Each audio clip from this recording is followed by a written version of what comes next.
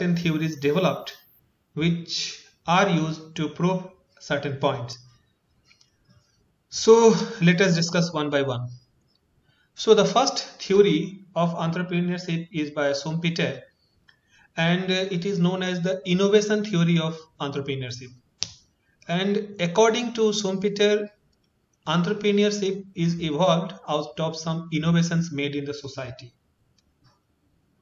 So as and when somebody innovates something, some new product or new services or new way of offering the same product or services, or the new and innovative ways of producing the same product and services, then that is called an innovation. In case of this theory, Schumpeter, he has talked about some disruptive innovations, and primarily he talked that innovators or the entrepreneurs are especially those who propagate the ending of some dead practices and who breaks the status quo prevailing in the society. So any innovation, if it breaks the status quo prevailing in the society, then that falls in the category of innovation. So it was just 1949 that this first paper was published on innovation theory by Schumpeter, and here he said that entrepreneurs is a catalyst that disrupts the stationary circular flow of the economy. Here the word disrupt is very important. Disrupts and circular flow of the economy. Economy is going on in a particular flow, and if something new is being invented, then the circular flow of the economy is disrupted. There was a particular practice of booking tickets, movie tickets. If you remember, during our days, and those who are little bit senior, and if you like those who are younger, like those who are UG students, you just ask your mother, father and your uncle and aunts how difficult it was to book cinema ticket. But this was the circular flow of the economy. This was the established practice that if you want to go to a movie, then you have to cross all those obstacles. But someone have disrupted this circular flow of the economy. How? Someone have invented Book My Show, one application, mobile application, and simply just logging into your mobile application, you can just book your cinema ticket. There was a circular flow of economy with respect to like local transport, which was used as this auto rickshaws or taxi, and we can say that there was a manmani kind of practices. Like there was no fixed fare, there was no fixed practices. Whatever will be the rate, and looking at the face of the customer and the timing and the situations, the auto rickshaw drivers, they used to ask for the money, and the poor customer, if that customer is new to that place, he or she have to simply obey or simply have to listen to the demands of the auto rickshaw pullers. This was the circular flow of the economy, and someone have disrupted the circular flow of economy by inventing this Ola and Uber.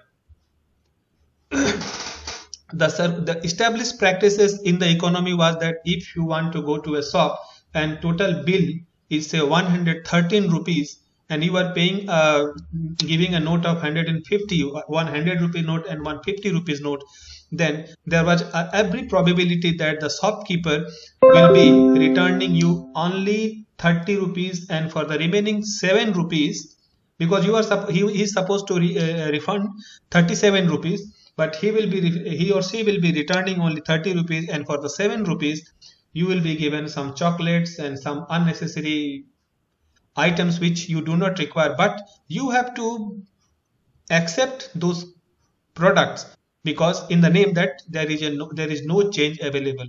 So this was the circular flow of the economy. Economy was flowing in that way, and someone have taken the pain and disrupted the circular flow of economy. How?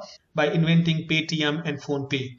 And now if your total bill is 13 rupees 50 paisa, so you need not to pay even 14 rupees. You will be paying exactly 13.5 rupees just using your this digital payment medium. So this circular flow of the economy has been disrupted by whom? By some some inventions, some innovators. So Schumpeter called all these innovators as entrepreneurs, and according to him, these innovators are actually entrepreneurs. He put only innovators into the category of entrepreneurs. This is actually one limitation of this theory propagated by Schumpeter. So according to him, innovation as key factor, as I told you, this is key factor in entrepreneurship in addition to assuming risk and organizing factors of production. So innovation is the key factor, and we know that there are 4 factors of production: land, labor, capital, and organization or entrepreneurship. So this land, labor, and capital, this entrepreneur used to organize all these 3 factors of production, and that's why entrepreneur is actually a businessman is the 4th factor of production. But according to Schumpeter, what distinguishes a businessman from an entrepreneur is that innovation. If simply these 3 factors of production, land, labor, and capital, are being organized by a businessman, then simply that person is doing business. But if it has some innovation is mixed, some innovative ideas are used to organize these 3 factors of production, land, labor, capital, and definitely organizer is organizing them. So if innovation is there, then that distinguishes a person from a businessman to an entrepreneur. So entrepreneur, in case of entrepreneur, this innovation is the key as per this theory. I'm always repeatedly telling that as per this theory talks only about the innovation. If something innovative is being done, then only that will fall within the category of entrepreneurship. Otherwise, it will not fall into the category of entrepreneurship.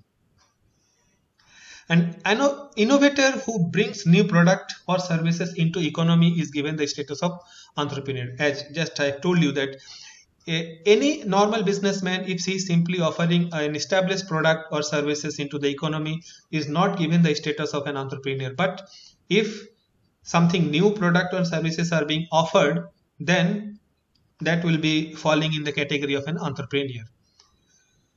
And Schumpeter called these entrepreneurs as engine of growth, because again go back to the second line of this slide, that stationary circular flow of the economy. So if there is a stationary circular flow of the economy, then definitely there won't be any growth. So when this growth happens, when this stationary circular flow of the economy gets disrupted, then only there will be growth.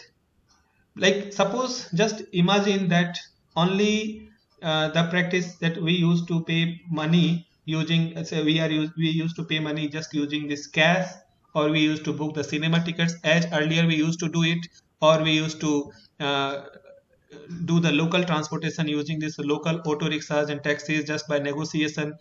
Then there won't be any innovation and there won't be any progress, and our situation would have been the same as it was during the period of our previous generation. But now, as I am saying that, just talk to your father or talk to your uncle and aunts that what was the practice during their childhood or their adulthood.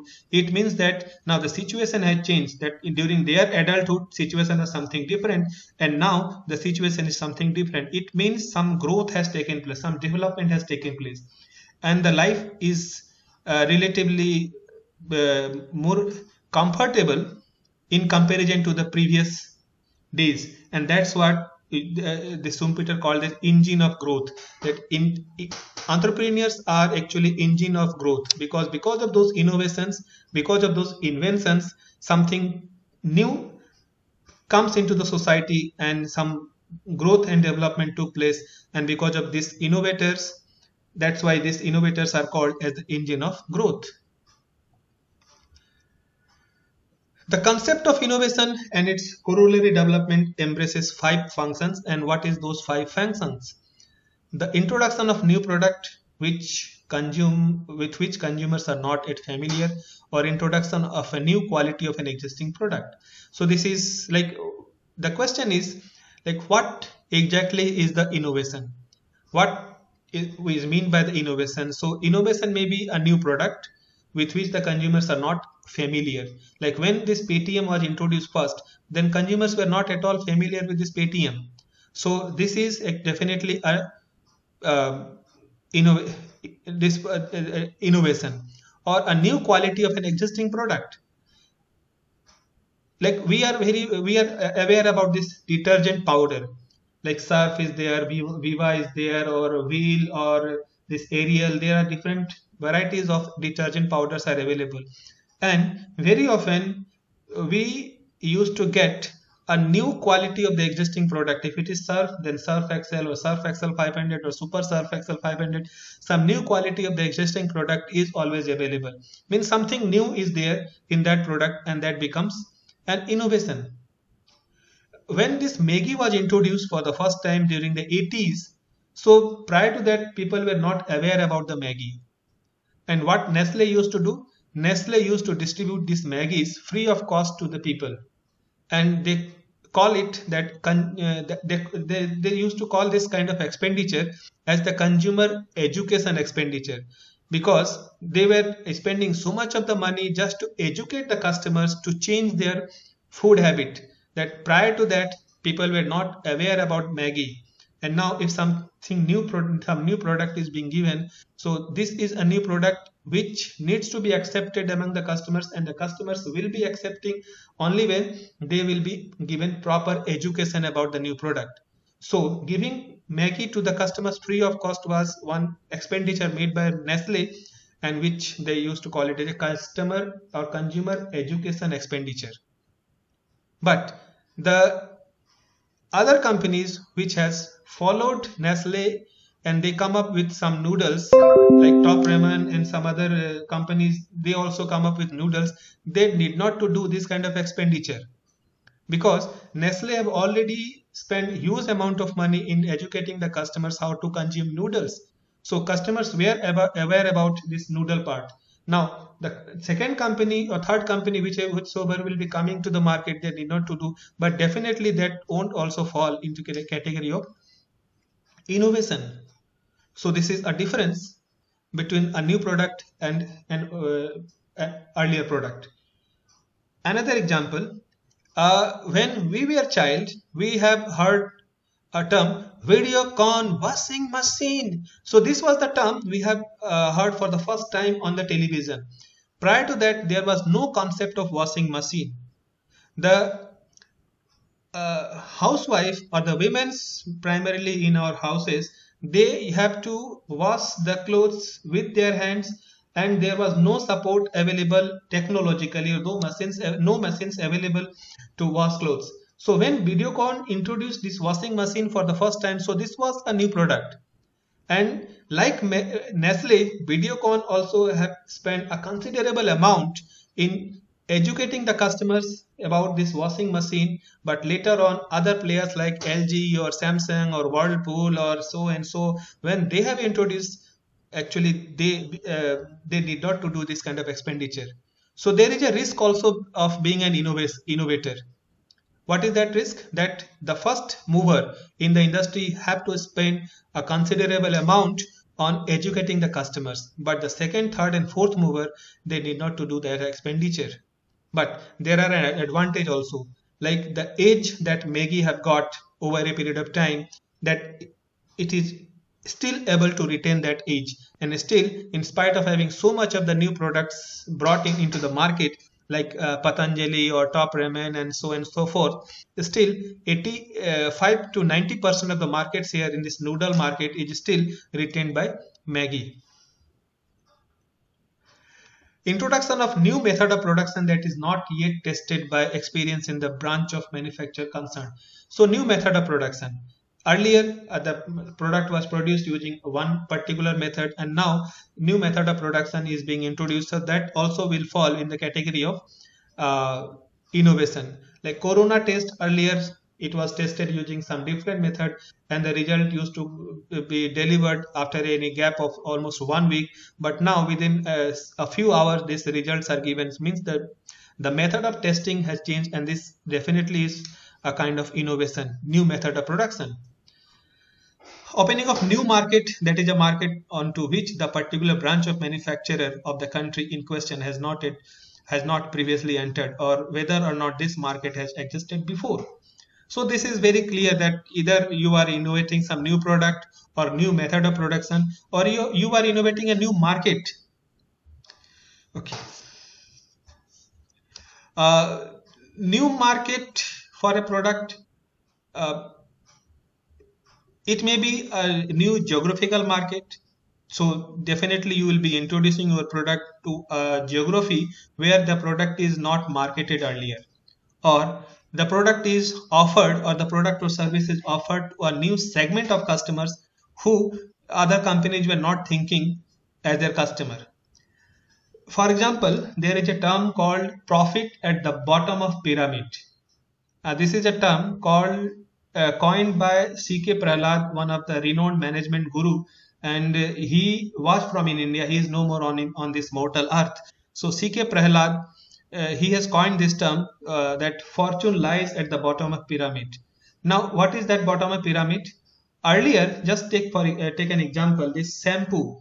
So the shampoo was a market. A shampoo was a product especially for those girls or those persons who belongs to relatively wealthier family, because the poor family, they cannot afford that shampoo because it is relatively little bit more costlier. So that's why only those persons who are financially well to do only can afford this shampoo. So this was the established market segment for the shampoo. But some companies, they have introduced shampoo 1 rupee packet. Now the need of a girl who is not from a very financially well-to-do family, but she also wanted to look good. She also wanted to wash her hairs using shampoo, but she cannot afford 250 rupees or 300 or 500 rupees for one bottle of shampoo. But definitely she can afford 1 rupee for one small packet of shampoo. So now the same product is being offered or being available to a totally new segment of customers, a new market. So this itself is one kind of innovation, because this is actually new market. And conquest of new source of supply of raw materials. Now, new source of supply of raw material, you know that this crude oil is the basic raw material for our petrol and diesel. And from where this crude oil is available? Definitely from the earth. It has to be extracted, it has to be explored. But a new source of supply of raw material, crude oil, is available. And what is that? Like one plant is there that is called Jatropha plant. So from that plant we can extract crude oil. So this is a new source of supply of raw material. Another new source of supply of raw material, of crude oil, is like coal. There is a technology called coal to liquid. From coal it can be converted into liquid. So this technology itself is a very innovative, because we have, and if this technology is successful, then our entire problem of this crude oil can be solved, because India is having no dearth of coal materials, coal mines. So we have huge coal mines, coal blocks. Now those coals can be converted into liquid, which will be a source of raw material for petroleum companies. So that itself is a new kind of innovation and carrying out of the new organization of any industry. So new organization of any industry, so this itself is very innovative. So like Hindustan Unilever just did it, they reorganized their entire company structure. So this is one kind of innovation. So there are these are the different concepts of innovation. So when anyone talks about innovation, and we have to give a conceptual part of the innovation. What exactly is the innovation? So it may be a new product, it may be a new method of production, it may be a new product, it may be a new market, or it may be a new source of raw material, or it may be new organization. There is a difference between innovator and inventor. Inventor can be anyone, but once invention is commercialized, that becomes innovation. So we need to convert these inventors into innovators, and that is a very systematic process, because uh, anyone can invent anything. Like this COVID-19 vaccine is being invented. It is said that it has been invented in the labs, but it will become innovation only when it will be produced and it will be made available to the general public. So from invention to innovation, this journey is the commercialization is the journey. So inventor discovers new methods and new materials, and on the contrary, an innovator is one who utilizes or applies inventions and discoveries in order to make new combinations. And an inventor is concerned with his technical work of invention, whereas innovator converts the technical work into economic performance. An innovator is more than an inventor, because he does not only originate as the inventor does, but goes much further in exploiting the invention commercially. So this is the whole diagram, that from new product or new method, new market, new source of supply of raw material or new organization, and then it become innovation, and creativity will be there, then exploiting profitable business opportunity, and then we have to think about the sustainable economic development, then innovation, and this circular flow of economy will go on until and unless someone will enter, someone will disrupt this circular flow of the economy by introducing either new product or new method, and again this circular flow will be disrupted, and there will be new normal.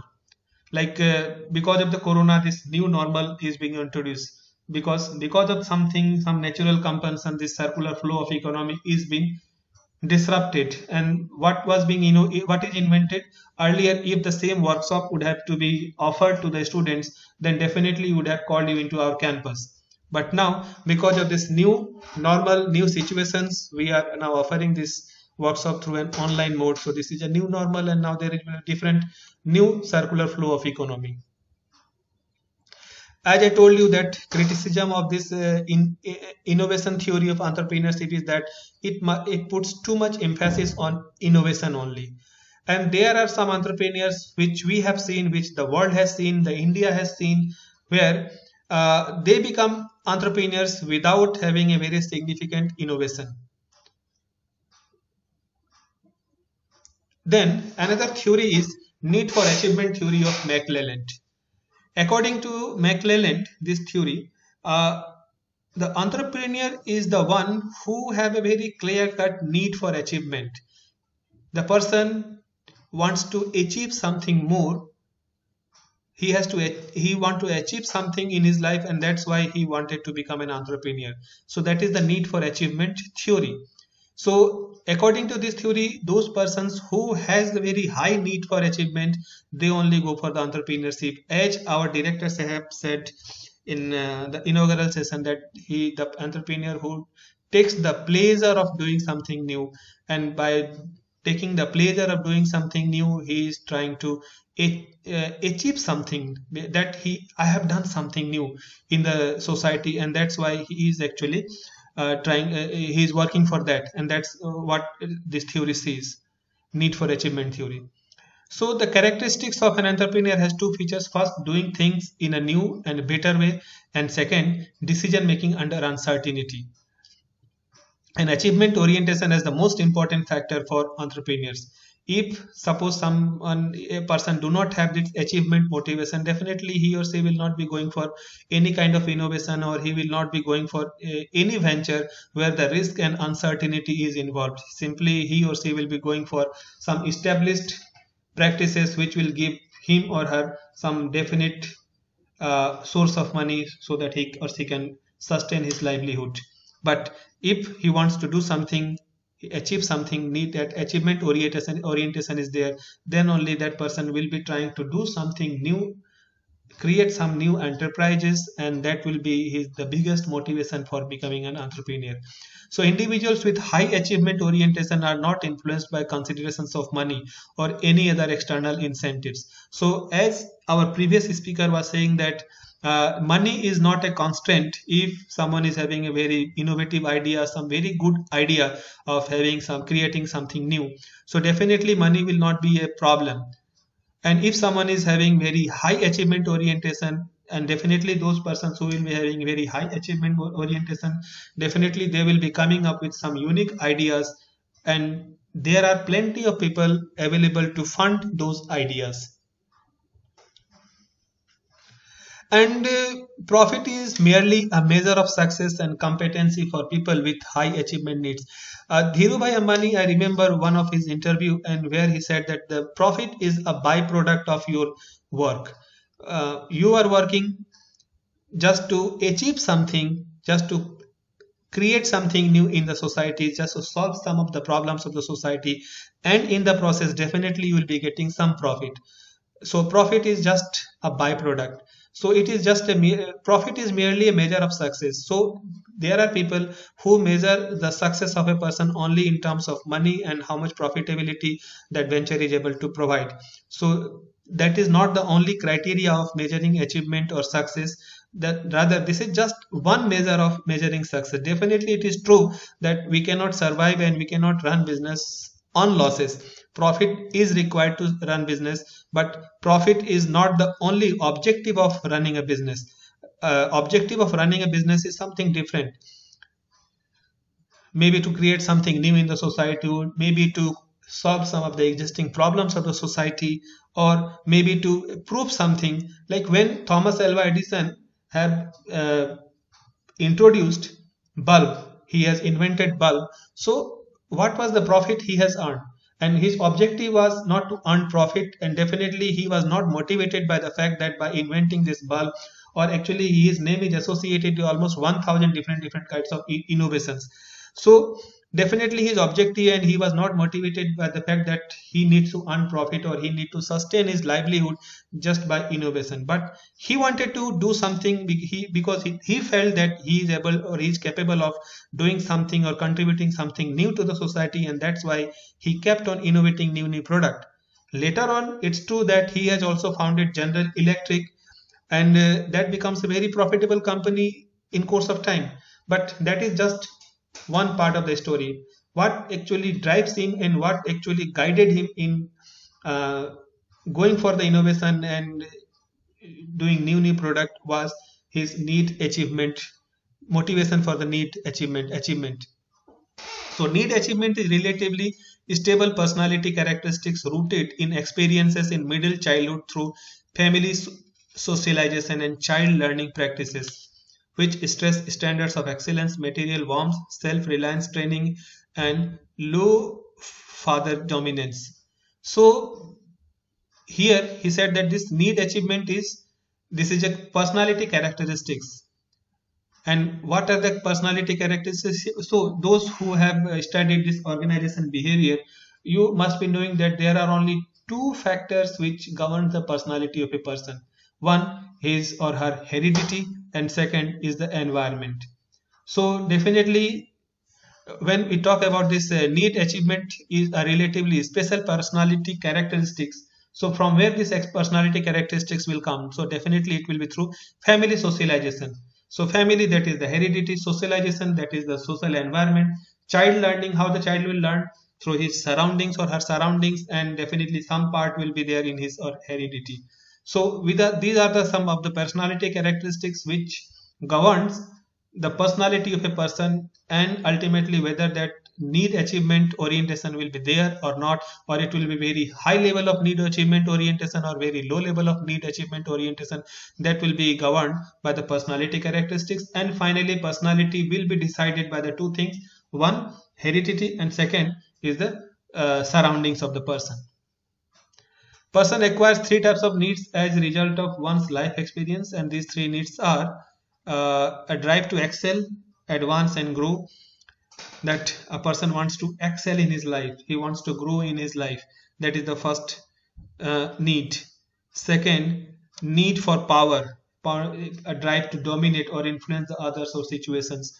And third, the need for affiliation. I want to get affiliation from my friends and my family members, close interpersonal relationships. I want to have this affiliation. So these are the three factors that governs the need achievement. That is the need for achievement, that I want to excel in my life. Whatever I am doing, I want to do it with more excellence, with more I want to do it more sophisticatedly and more advanced way. Or need for power, that is I want to dominate or influence others, or I want to dominate the situation. I want to be on the driving seat. And if I want to be on the driving seat means not on the car, but that is of situations. The situations has to be in the driving seat. So definitely I want to innovate something so that people will be listening to me. Or need for affiliation, that is the need for love, affection, and that affiliation, that my friends and my family members, my close relatives will recognize me, that okay, I am so and so. And that's why people work to achieve that need. Like Bernstein's X efficiency theory, this is another theory of entrepreneurship. And what does this theory says? When an input is not used effectively, the difference between the actual output and the maximum output attributable to that input is a measure of degree of X efficiency. Okay. So when an input is not used effectively, the difference between the actual output and the maximum output attributable to that input is a measure of efficiency. So we are using, suppose, certain product for manufacturing something, for producing something. So that will be our input. And suppose for producing some product, we need 2 units of one product, and we have suppose 10 units. So definitely with the existing theory and the formula, if 2 is required to produce 1, so definitely from 10 we can produce 5 output. But suppose our actual output is only 4, and there are some other persons whose actual output is only 3. So definitely a person who is more efficient, definitely he is more he will be producing more, and he will be rewarded, and he should be rewarded for his or her efficiency. So according to this theory, entrepreneurs are those who are more efficient in doing the same work, who are more efficient than any other their counterparts. That is the efficiency theory. So Leibniz identifies 2 major roles for entrepreneurs: a gap filler and an input completer. So an entrepreneur is one who fills the gap. As I have given the example of whether it's a Paytm or PhonePe or Book My Show or some other applications, some other innovations. So there was a gap prevailing in the society, and because of that, people are not able to use their efficiency to the full extent. And someone have invented something, and through their which has increased the efficiency of people, and that's what the gap filler. And input completer. Input was not totally available, complete, and because there was some deficiency in the system, and people were not able to complete the input on or provide their services to the fullest extent. So this input, that's what the input completer sees. And thus it is clear that if not all factors of production are marketed, or if there are imperfections in the market, entrepreneurs has to fill the gap in the market. So all the factors of productions are not marketed, and if all the factors of productions are not marketed, and definitely there are imperfections in the market. So if there are imperfections, there will be gap in the market. Someone will be getting more and someone will be getting less. Some geographical areas will be available with more abundance of the same product. Some geographical areas there will be no availability, and entrepreneur has to fill the gap in the market. Say for example, tea is available, tea is produced in Assam. So one geographical area will be having abundance of tea, and suppose there would not have been any entrepreneur, it means that rest of the geographical areas in the country or in the world, they will not be able to get that tea. Or if the tea, suppose someone will be getting, it will be very costly because transportation cost will be very high. So there are some entrepreneurs who have taken the pain that the tea produced in one geographical part of the country is now transported to the rest of the country, and because they have identified the gap, because the people all around the country, they need the same quality of tea, same quantity of tea, and that gap is there, and some entrepreneurs are filling that gap by providing that tea. Same is the case with the other product. The second role is the input completion, which involves making available inputs that improve the efficiency of existing production methods or facilitate the introduction of new ones. There are two types of entrepreneurship: routine entrepreneurship.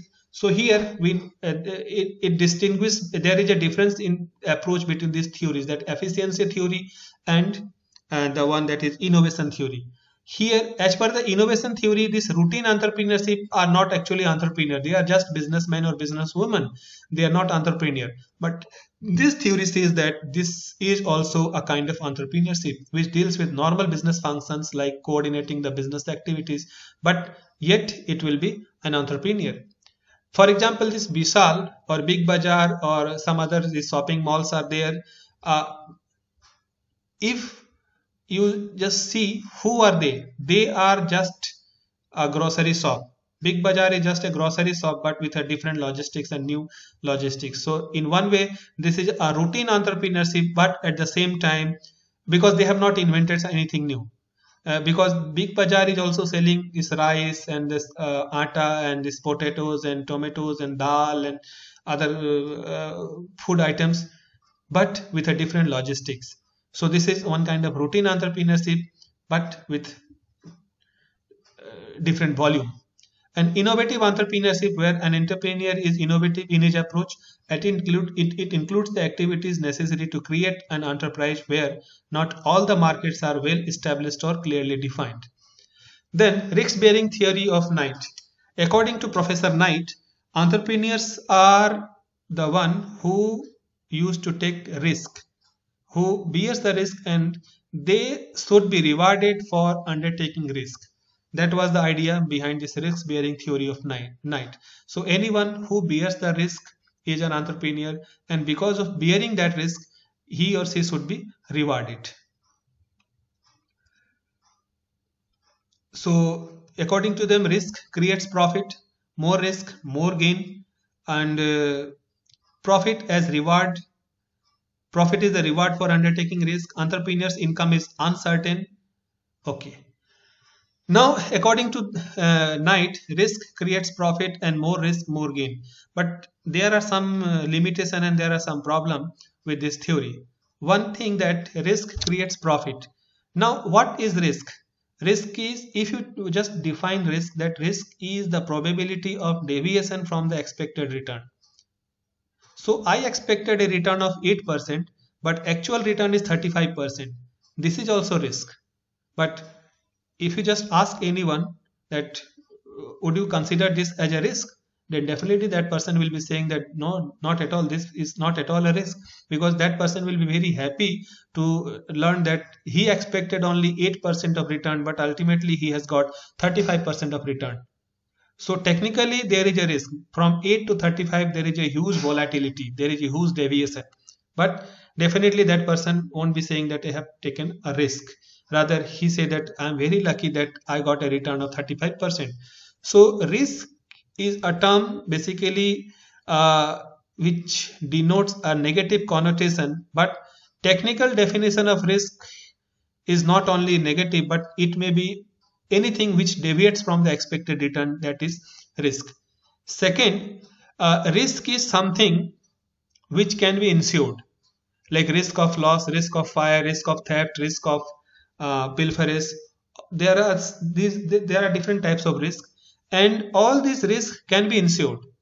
So someone have started a business, so definitely there will be risk of theft, risk of pilferage, risk of loss, risk of fire, and all these risks can be insured. So, and definitely if all the risks are insured, then we cannot say that the entrepreneur will be rewarded for taking insurance policy for the entire risk.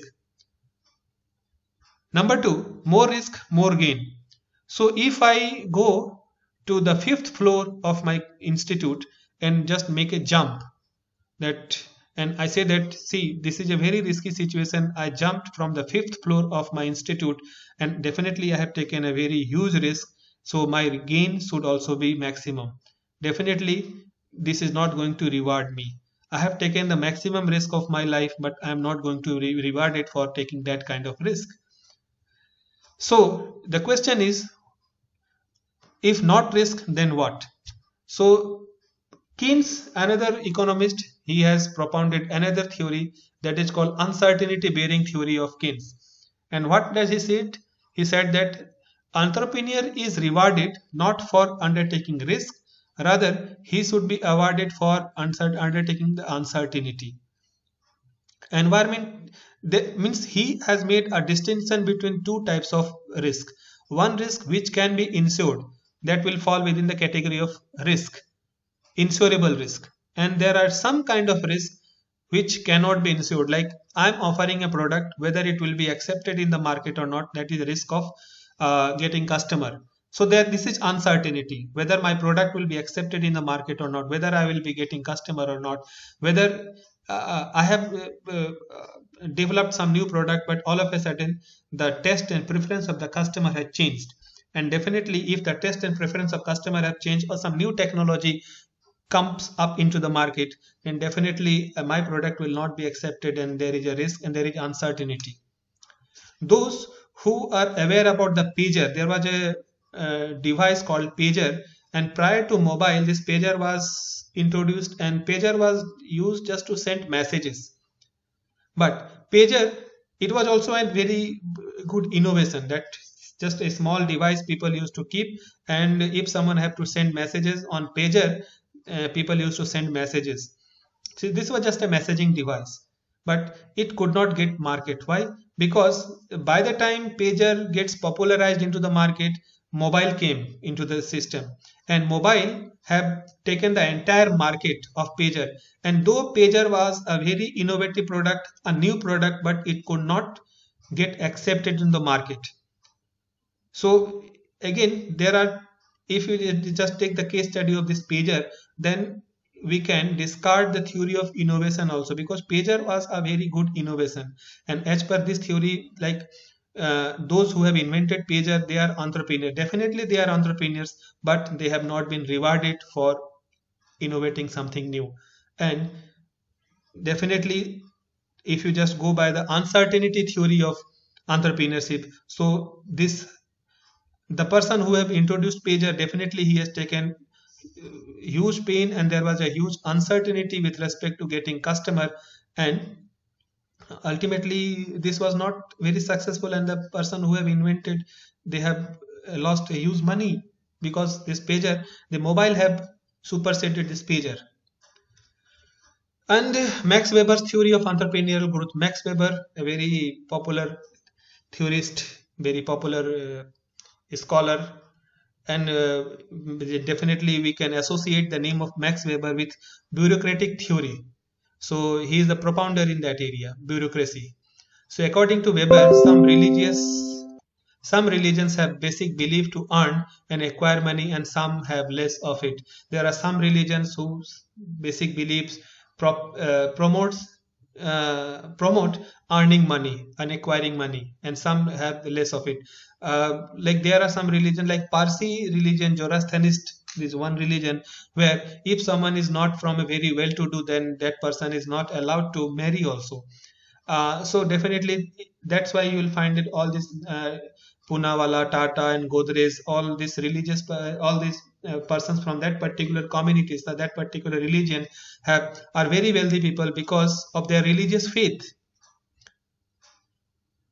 And he calls them as the spirit of capitalism, an adventurous spirit. So the spirit of capitalism is inbuilt to the people right in the childhood, those who born in a particular religion, because of the faith that they have been following. And the spirit of capitalism will be generated when mental attitude in the society is favorable to capitalism. So there are certain society where if you are very wealthy, then actually it is not considered good. इसके पास तो बहुत पैसा है लेकिन मन की शांति नहीं है, उसको क्या करना है? मन की शांति ज़्यादा important, और आत्मा is more important, spirit is more important than material well-being. We have to think about our spiritual well-being. So these are the things. There are some society, and there are some society where if you are wealthy, then it will not be considered to be a sin. So accordingly people will be behaving in that, but having that particular kind of mental attitude in their society. And this theory suggests the belief system of Hinduism, Buddhism, and Islam that do not encourage entrepreneurship. On the other hand, there are some religions where religious belief that promotes entrepreneurship. Though this theory is discarded because it is based on some invalid assumptions, like there is a single system of Hindu value. There is no single system of Hindu value. The Indian community internalized those values and translated them to day-to-day behavior, and these values remained immune to and insulated against external pressure and change. These values, they keeps on changing. The rapid growth of the entrepreneurship in India since independence proves that Hinduism is not adverse to the spirit of capitalism and adventurous spirit. So this theory has been discarded, and this theory has been criticized by the many scholars. Thomas Coheren's theory of cultural values. Again, this cultural value, Coherence,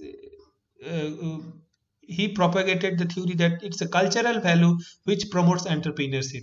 And that's why in certain society, if you just see in India only, there are certain communities, their culture promotes entrepreneurship.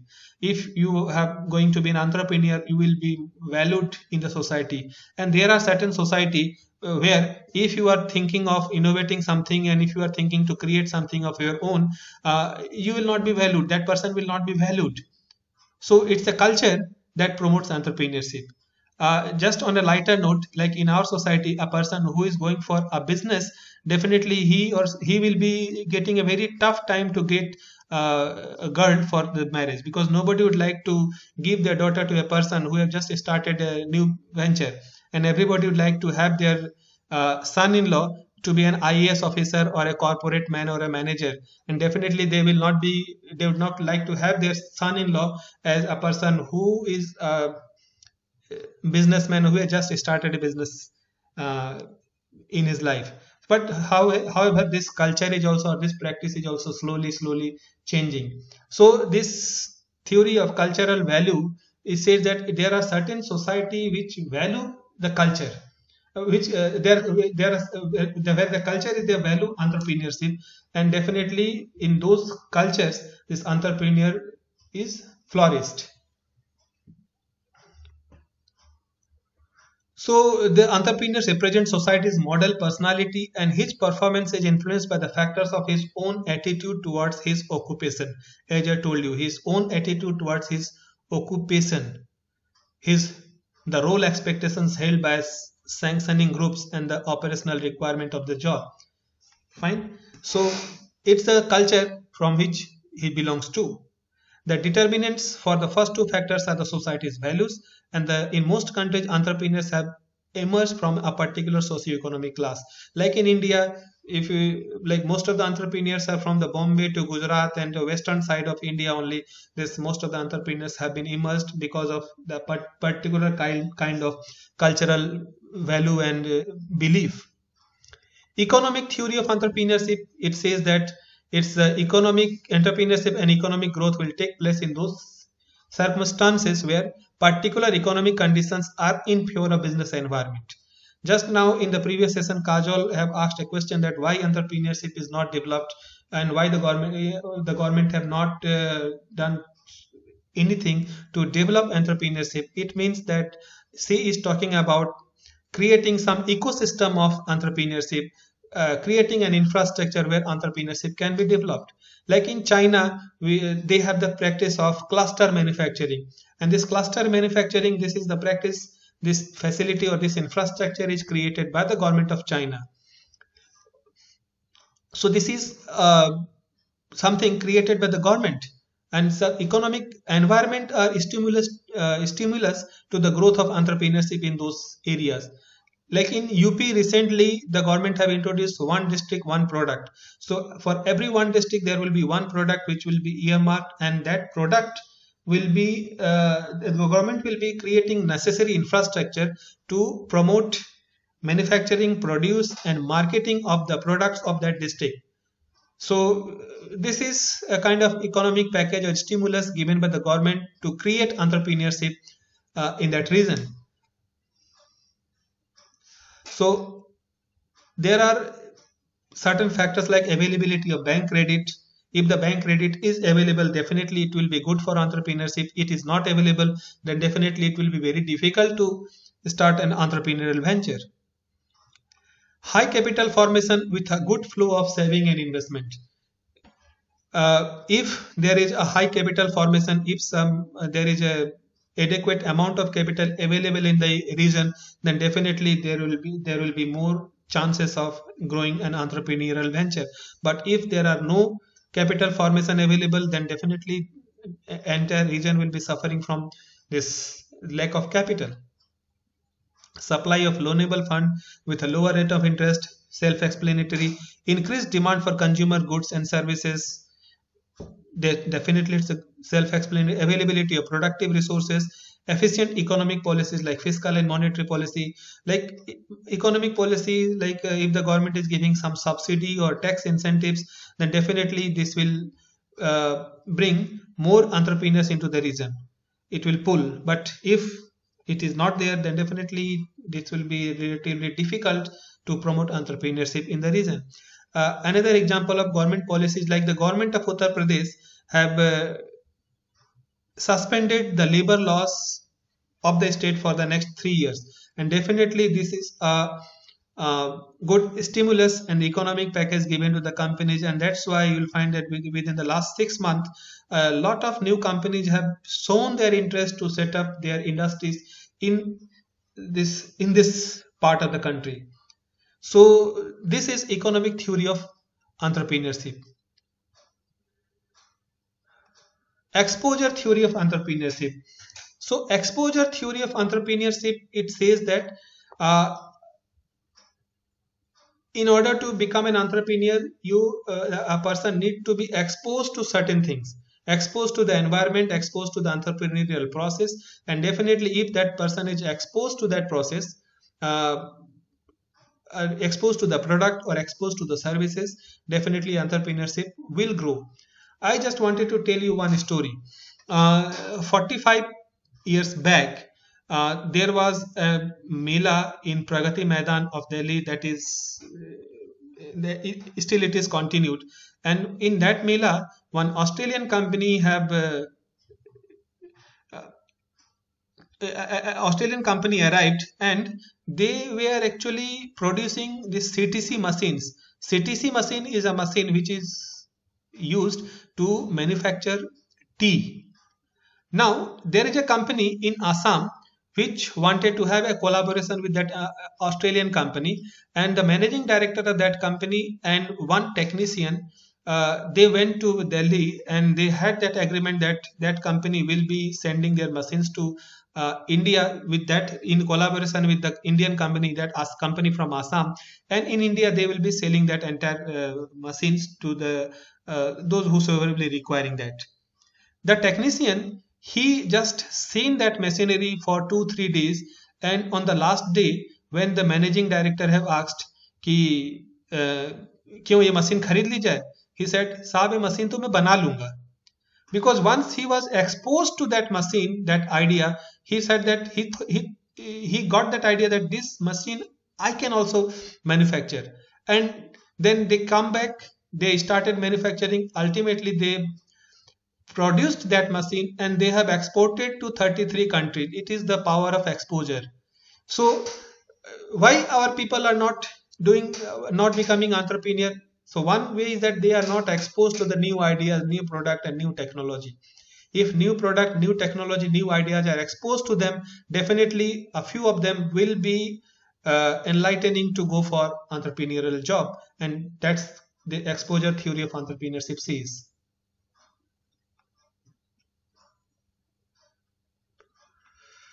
So it is the risk bearing capacity, religious belief, need for achievement, factors, because we can say that any one of the factor is not totally responsible, or any one of the theories are not totally responsible for creating an entrepreneur or entrepreneurial mindset in the region.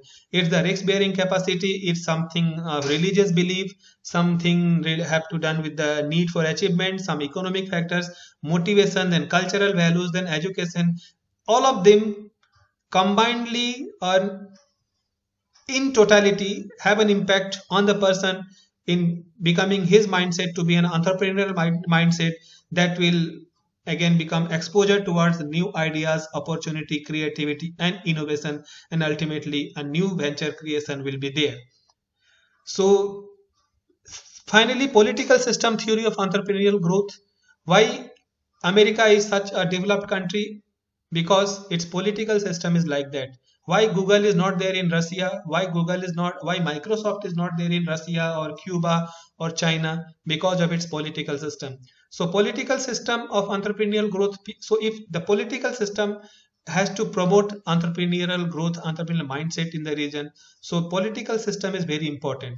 See, at the top, it is the political system which governs the economic system, which governs the financial system of the country. So, political system, what kind of political system will be there in a country, that accordingly decides the economic system, whether it will be socialism or capitalism or mixed economy. Ours is a mixed economy, so we have some public sector enterprises and also we have private sector enterprises. Private innovations are also there, private players are also there to start their own venture, and it's all is possible only because we have a political system which is allowing all this. The previous speaker have said that prior to 1991 there is a long list of industries which were reserved exclusively for the public sector. Means private sector was not even allowed to enter into those sectors. It was exclusively for the public sector. Like air aviation, private sector was not allowed to do that. Telephone, oil, gas, these are a few of the examples which were exclusively reserved for the government. The only government can do business in respect of these sectors. Now this our political system has changed in 1991 and all these sectors were allowed for the private sectors to operate. And now in telephone we have not only BSNL, we have this Airtel and Jio and Vodafone, and we have just seen the revolution in air aviation. Earlier it was Air India and India Airlines only, that is the government only. Now we have a whole lot of new and new companies in the sky. And similarly, that's the political system theory of entrepreneurial growth. So what kind of political system is there that actually decides? And just my previous example, that the government of Uttar Pradesh has suspended the labor laws to be applicable in the state of UP. That itself is one example and of the political will of the government, and accordingly that will drives the entrepreneurial growth in the region.